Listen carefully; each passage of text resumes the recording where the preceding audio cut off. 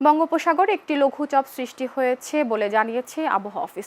এ অবস্থায় দেশের 4 সমুদ্র বন্দরকে 3 নম্বর সতর্ক সংকেত দেখাতে বলা হয়েছে। আবহাওয়ার পূর্বাভাসে বলা হয়েছে, উত্তর পশ্চিম বঙ্গোপসাগর এবং এর কাছাকাছি ভারতের পশ্চিমবঙ্গ ও বাংলাদেশের উপকূলীয় এলাকায় অবস্থান করা লঘুচাপটি গাঙ্গেয় পশ্চিমবঙ্গ ও এর কাছাকাছি এলাকায় অবস্থান করছে। এর প্রভাবে উত্তর বঙ্গোপসাগরে বায়ুচাপের তারতম্যের আধিক্য বিরাজ করছে। এ অবস্থায় উত্তর বঙ্গোপসাগর, বাংলাদেশের উপকূলীয় এলাকা ও সমুদ্র বন্দরগুলোর উপর দিয়ে দমকা অথবা ঝোড়ো হাওয়া বয়ে যেতে পারে। এ পরিস্থিতিতে চট্টগ্রাম, কক্সবাজার, মোংলা ও পায়রা সমুদ্র বন্দরকে 3 নম্বর স্থানীয় সতর্ক সংকেত দেখিয়ে যেতে বলা হয়েছে।